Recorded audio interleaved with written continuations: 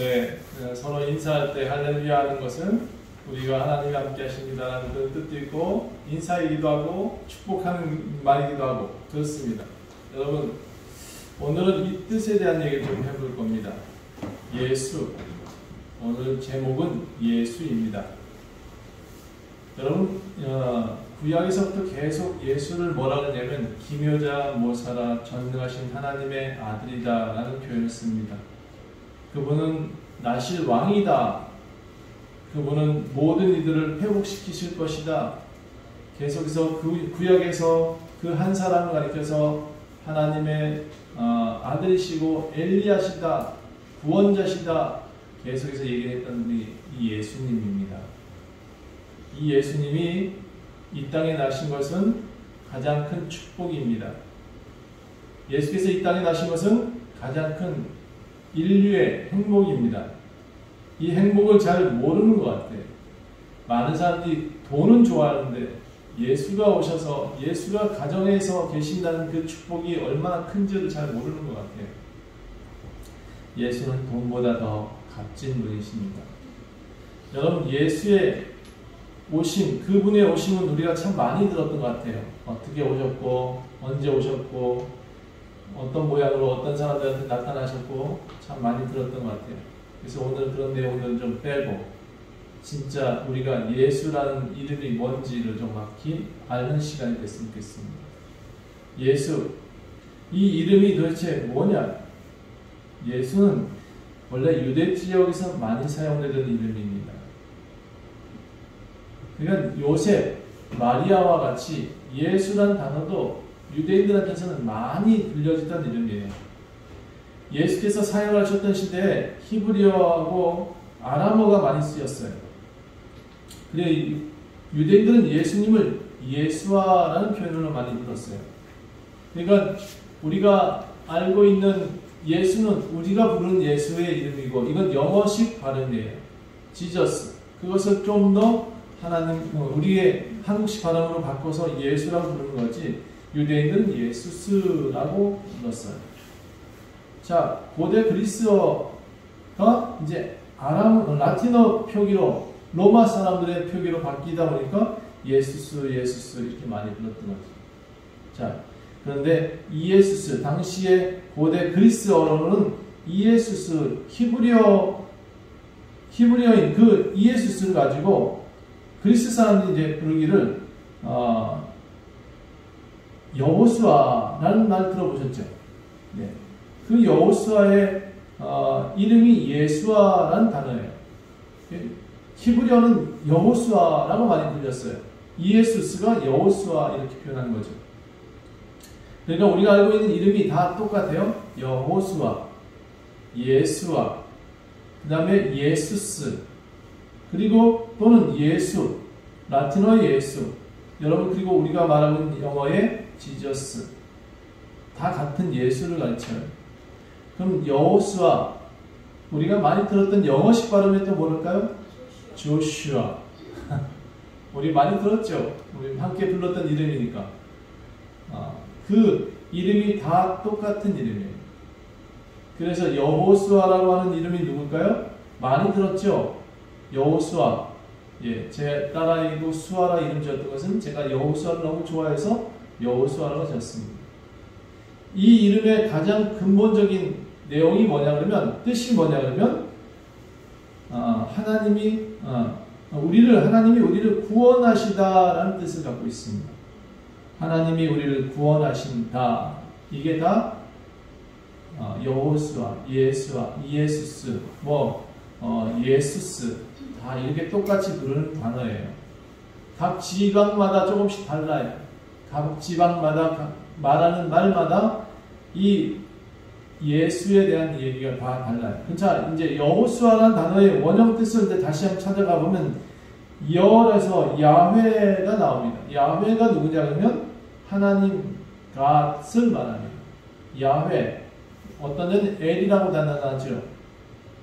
또는 여호와라고 할 때도 이 여자가 쓰입니다.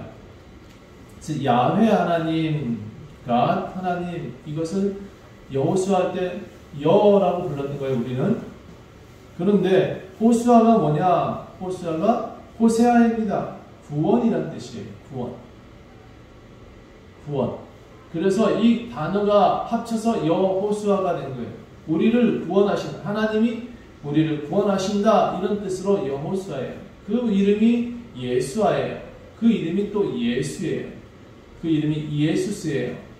그래서 같은 단어의 이름이 지금 우리들한테 예수라는 단어로 들리고 있는 거예요. 영어로는 조슈아로 이름 표현되어진 거예요. 그래서 이런 하나님이 우리를 구원하신다라는 이름을 가진 사람은 참 축복인 것 같아요. 우리나라에서 예수라는 이름을 가진 사람은 없는 것 같아요. 제가 아직까지 만나보지 못했어. 혹시 여씨가 있다면 저는 이렇게 한번 해보라고 하고 싶어요. 여수아, 여호수아, 여씨가 있다면 제가 아는 사람이 여씨라는 이름을 가졌다면 그 아이 이름을 수아라이라 이렇게 가르칠 것 같아요. 여호수아가 될 것 같아요. 아니면 호수아까지 넣어서 여호수아 이름을 불렸으면 참 좋겠다. 그게 무슨 뜻이에요? 하나님은 우리를 구원하신다. 예. 마태복음 1장 21절을 함께 읽겠습니다. 다 같이 시작. 아들을 낳으리니 이름은 예수라 하라. 이는 그가 자기 백성을 그들의 죄에서 구원할 자이심이라 하니라. 하나님이 우리를 구원하신다. 이 단어가 예수예요. 따라합시다. 하나님이 우리를 구원하신다. 그게 예수예요. 여지까지 예수는 그냥 우리가 부르는 이름인지 알았는데 그 뜻은 그래요. 하나님이 우리를 구원하실 자이시다. 구원하신대요. 예수란 이름 부를 때마다 우리는 하나님이 우리를 구원하신다 라는 것을 고백하는 거예요. 예수는 우리의 구원자이십니다. 구세주이십니다 라고 고백하는 거예요. 조슈아는 단어가 참 아름다운 단어인 거예요. 그래서 영어에서는 우리의 구원자, 아마 지금은 이제 영국에 가 있으니까 우리 조슈아 선교사님이 자기 이름 뜻을 정확히 알고 있었을 것 같아요. 그렇죠? 네. 그런데 그 집안의 아버지가 그 아들한테 조슈아라 지었을 때는 분명히 우리 집안의 구원을 이루실 사람이다 라고 생각을 하고 지었을 것 같아요. 그런 의미가 있을 것 같아요. 자기 백성을 구원할 자, 우리 집안에 구원자가 있었으면 좋겠다 라는 열망이 자녀한테 이름이 되어지지 않았을까. 아마 저도 그래서 여호수아라고 지었지 않았나. 제 딸아이가 수아입니다. 그래서 그런 열망이 저한테 있지 않았나 라고 생각되어집니다. 여러분, 그런데 여기서 보니까 그가 자기 백성들을 그들의 죄에서 구원한다라는 표현이 나옵니다. 죄가 뭘까요? 그런데 자기 백성을 구원이라는 것은 죄에서 건져낸다는 뜻이거든요. 죄에서 건져내는 것이 구원이에요. 우리 물에 빠졌을 때 구원하였다 이렇게 표현하잖아요. 그렇죠? 그런데 죄에 빠져있는 사람을 건져냈을 때 구원이라고 해요. 이것은 사람들이 이제 구원받았다라는 표현 자체를 잘 이해를 못해요. 구원받는 게 뭐죠? 우리가 천국 가는 게 구원받는 건가요? 많은 사람들이 그렇게 생각하는 것 같아요. 구원은 천국 가는 게 구원이라고 생각하는 것 같아요. 아니에요. 이 땅에서 죄와 결별하고 살아가는 것을 구원이라고 표현해요. 죄 속에 파묻혀 있는 사람들이 그 죄에서 건져내지고 좀 다르게 살아가는 것 자체를 먼저 구원이라고 표현하는 거예요. 죽어서 하는 것이 구원이 아니에요. 많은 사람들이 그렇게 외치고 있어. 구원을 천국 가는 거라고. 틀렸다고요. 로마서 1장에서 이 죄에서 건져낸다는 뜻이 뭔지 알기 위해서 여러분 로마서 1장 한번 가보면 죄가 뭔지를 쭉 나열하고 있어요. 로마서 1장 한번 가봅시다. 로마서 1장 죄가 뭐냐 도대체. 우리가 구원받는다는 것은 이 죄에서 건져내진다는 얘기인데 죄에서 건져내진다는 얘기인데, 그럼 구원이 이 죄가 도대체 뭐길래 이 죄에서 건져내는 것일까? 그래서 왜 예수님이 우리를 구원할 자이시라고 말을 했을까? 그 예수를 믿으면 왜 우리는 죄에서 벗어나게 되는 걸까? 이걸 알기 위해서 죄를 알아야죠. 죄가 뭐냐 그러면 여러분 1장에 정확히 나옵니다. 여러분 잠깐만요.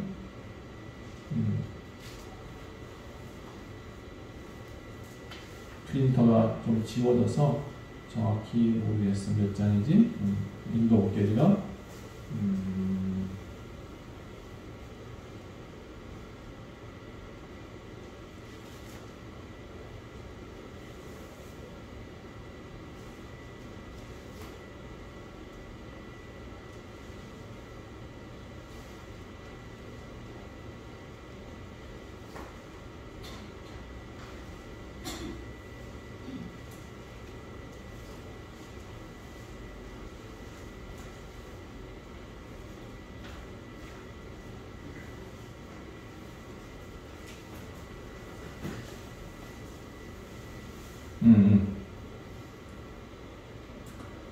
21절부터 한번 읽어볼게요. 21절.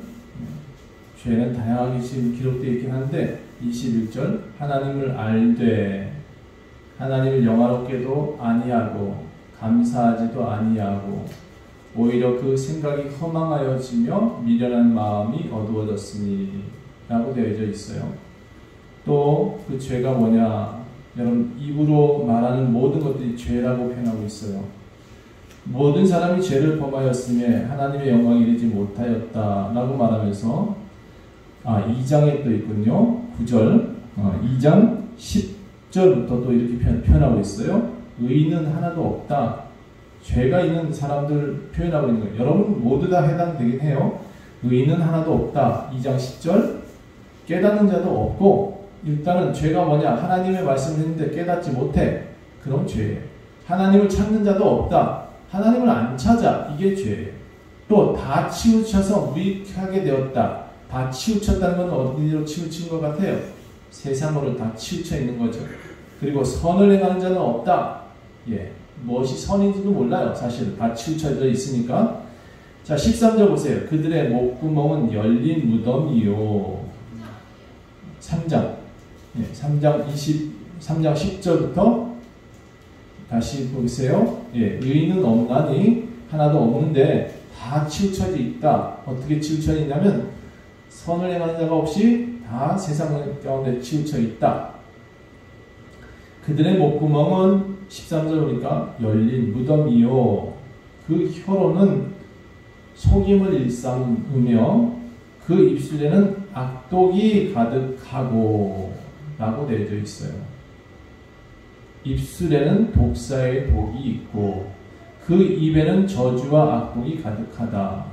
공통점 찾아내세요. 뭘까요? 공통점이 있어요. 여기서 계속 얘기하고 있는 10절부터 11절, 12절, 13절, 14절의 공통점. 일단 하나님을 안 찾는 것이 죄예요. 깨닫지 못하는 것도 죄예요. 하나님을 찾는 자가 없다. 하나님을 안 찾아와. 그럼 죄예요. 그러니까 하나님을 모른다 하는 것이 죄예요. 두 번째는 우리가 여러분 다 알 수 있는 죄가 어디서 나오냐 그러면 그들의 목구멍은 열린 무덤이요. 목구멍. 두 번째, 그 혀로는 속임을 일삼으며 그 입술에는 독사의 독이 있고. 공통점 뭐죠? 그 입에는, 이게 공통점이에요. 14절. 입이 죄의 근원이에요. 그래서 입술로 말하는 모든 것들이 죄의 시작이에요. 화근이에요. 그런데 참 아이러니한 것은 이 또 입으로 시인하면 로마서 10장 9절부터 10절에 이렇게 표현해요. 내가 만일 내 입으로 주를 시인하면 내가 구원을 받는다. 사람이 마음으로 믿어 구원에 이르고 입으로 시인하여 구원에 이른다. 이렇게 표현되어 있어요. 입이 구원의 시작이에요. 나 예수 믿겠습니다 라고 말하는 그 순간 그는 죄에서 떠날 수 있어요. 그리고 나 예수를 믿지 않아 라고 말하는 순간 죄와 세상과 치우쳐서 살아갈 수 있는 방법이에요. 말만 하면 입에서 나쁜 말이 나온다. 이 사람은 구원받지 못하는 사람이다 라는 것을 알 수 있어요. 입에서 좋은 말이 나온다. 그러면 그는 구원받은 백성이다 라는 것을 알 수가 있어요.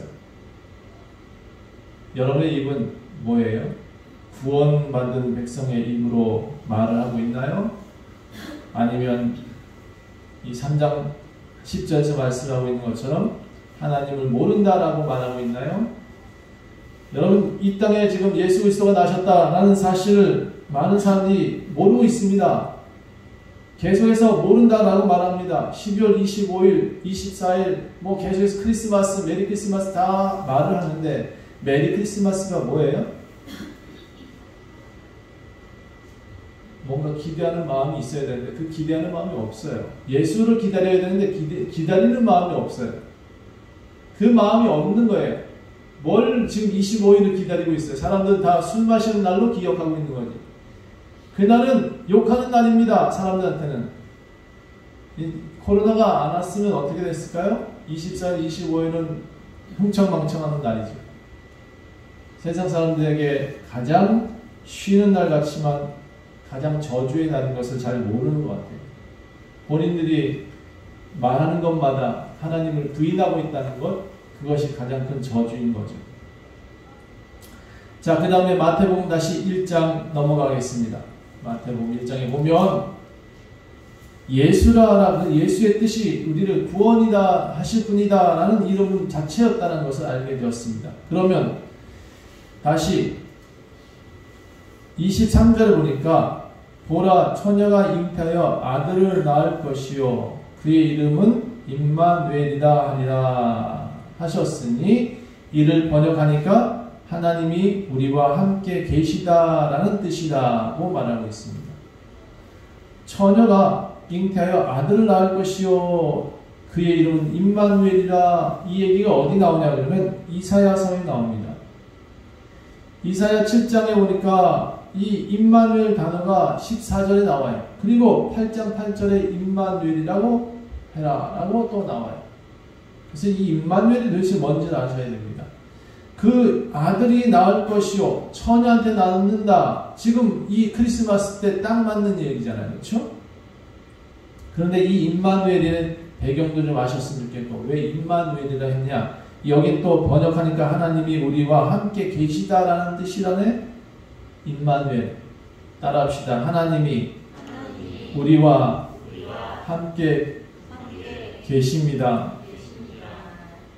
임마누엘은 내 안에 계십니다라고 말을 외칠 때, 또는 여러분한테 이렇게 하나님 함께 계시기 원합니다라고 바랄 때 사람한테 임마누엘 이렇게 표현하는 겁니다. 서로 인사할 때 임마누엘 이렇게 인사해 보는 것이 좋겠습니다. 임마누엘, 우리 하나님이 우리와 함께 계시다 합니다. 이사야 선지자가 아하스 왕한테 달려가지고 이렇게 가르쳤어요. 이런 예언을 있으니 당신 걱정하지 마시오 라고 말하는 거예요. 그 당시에 이제 분열돼 있어서 이 이스라엘도 남북으로 나눠져 있었습니다. 그 중에 유대에 살고 있던 왕이 아하스 왕이고요. 그 위에 에브람, 프랑스 여러 사람의 민족들이 이 두 민족과 같은 민족임에도 불구하고 적대시에 있었습니다.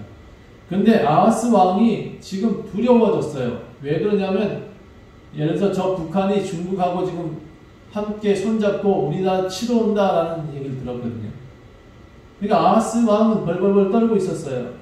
이거 어떻게 하냐, 우리나라 멸망하게 생겼다라고 말을 하고 있는 차에, 당시에 그 에브라임하고 아람이 함께 이렇게 뭉쳐서 우리나라를 치러 온다, 유대를 치러 온다 라고 하니까 아하스 왕이 덜덜덜 떠들고 있으니까 이사야가 찾아와서 이렇게 말합니다. 야, 하나님이 너는 삼가 조용하라 했다. 르신과 아람과 르마이의 아들 어쩌고 저쩌고 다 쫓아온다 해도 그들은 다 부직갱이다. 부직갱이가 뭐예요? 우리 최영자는 알 것 같은데 부직갱이 뭐죠? 불쏘시개 불 이렇게 부직갱이라고. 그러니까 나무 쪼가리, 불에 탄 나무 쪼가리밖에 안 된다는 얘기예요. 야, 북한 넘어오든지 중국 넘어오든지 상관없어. 다 넘어와봐. 그거 다 부러질 수밖에 없는 불에 탄 부직갱이밖에 안 된다라고 말하면서 나온 얘기가 이 예언이에요. 자, 그래서 이사야서 7장 한번 가봅시다. 구약의 이사야 7장을 보면 한번 이 얘기를 정확히 이해해야 되니까 구약 976페이지 975페이지군요. 네. 7장 보니까 4절에 이사야가 와가지고 이렇게 아하스 왕한테 말합니다. 너는 삼가 조용해라. 르신과 아람과 르말리의 아들 심히 그들이 불같이 노하고 내려올다 할지라도 그들은 연기난 두 부직갱이, 그러니까 부직갱이 불에 타가지고 다 타버린 부직갱이밖에 안 돼. 그 중에서도 그루터기밖에 안 돼. 그러니까 부직갱이도 다 긴 부직갱이 아니라 짧은, 다 타가지고 없어지는 그루터기밖에 안 되니까 두려워하지 말고 낙심하지 말아라 라고 말하면서 이 예언을 얘기해요. 자, 보니까 그 예언이 어디 있냐. 10절부터 아하스에게 이렇게 말하죠. 7장 10절 너는 내 하나님 여호와께 한 징조를 구하되 깊은 데서든지 높은 데서든지 기도해라 구하라. 그랬더니 아하스에게 이르되 나는 안 할래요. 구하지 않을 거예요. 나는 여호와를 시험하지 않겠습니다. 이 사람 마음은 하나님을 시험하기 싫대요. 그런데 아하스가 이사야한테 말해요. 다윗 13절에 이사야가 다윗에 이르되 아하스한테 다윗의 집이여 원하건대 들을지어다. 너희가 사람을 괴롭히고서 그것을 작은 일로 여겨 또 나의 하나님을 괴롭히려 하느냐. 그러므로 주께서 친히 징조를 너에게 보여주실 것이다. 이스라엘 민족 전체한테 하는 얘기예요. 진짜 아하스는 이 징조를 보았다?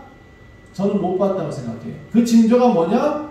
이렇게 나와요. 주께서 친히 징조를 너에게 주실 것인데 보라 처녀가 잉태하여 아들을 낳을 것이다. 그의 이름을 임마누엘이라 하리라 라고 했어요. 그 임마누엘이 오셔서 뭐 할 거냐? 악을 버리게 만들 것이다. 그리고 선을 택할 수 있게 만들어 주실 것이다. 그리고 엉긴 젖과 꿀을 먹게 할 것이다.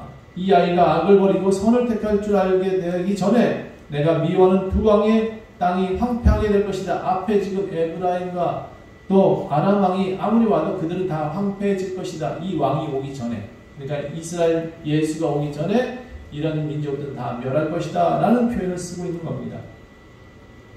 적의 숫자가 엄청 많다고? 괜찮아. 다 부직갱이밖에 없어. 임마누엘. 여러분 지금 세상 참 어지럽지요? 힘들지요? 고통스럽죠? 임마누엘 하세요. 하나님 우리와 함께 계시다 라고 하세요. 임마누엘, 하나님이 우리와 함께 계시다. 모든 문제의 해결은 임마누엘, 하나님이 함께 계셔야 모든 문제가 해결돼요. 모든 문제의 해결은 임마누엘. 이 코로나도 임마누엘 하셔야 우리가 해결돼요. 여러분 예수가 없어요. 여러분 안에 하나님이 없어. 하나님이 안 계시기 때문에 많은 사람이 이 코로나에 휘둘리는 거예요. 하나님 계시면 저는 임마누엘 하면 하나님 우리를 지키실 거라고 생각합니다. 북한이 쳐들어와요. 중국이 쳐들어와요. 다 부직갱이 같다가 생각되어질 거예요. 많은 어려움과 환난이 다가와요. 그래도 임마누엘 하나님이 함께 계시면 다 부직갱이일 거예요. 여러분 임마누엘 그런 뜻입니다. 예수가 이 땅에 오셔서 임마누엘 하시게 되면 하나님이 함께 하게 되면 우리의 모든 것들이 다 깨끗하게 되어집니다. 죄도 깨끗하게 되어지고 세상도 정화시키고 여러분 한번 바다가 뒤집어질 때마다 바다가 정화된대요.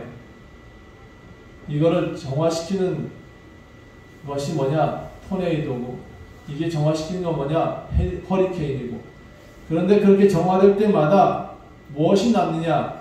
사람이 살 수 있는 바탕이 남아요. 저는 어쩌면 이 코로나도 우리한테 사람이 더 앞으로 잘 살게 만들 수 있는 비결이 아닐까. 좀 더 하나님을 찾을 수 있는 방법이 아닐까. 하나님 앞에 나와서 하나님이 지켜주시기를 구하는, 기도하는 때가 아닐까. 그렇게 생각합니다. 여러분, 임마누엘, 하나님과 함께 계셔야 여러분의 문제도 해결될 거라고 저는 믿습니다. 이사야가 말하지요.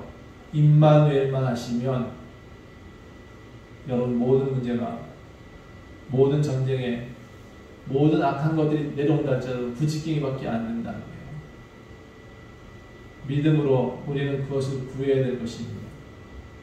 하나님 내게 임마누엘 하소서라고 외쳐야 될 것입니다. 예수, 우리 모든 죄를 구원하소서라고 그 예수란 단어를 우리는 부르짖어야 될 것입니다. 예수여 하나님 나를 지키소서. 예수여 임마누엘 하소서. 나와 함께 하소서.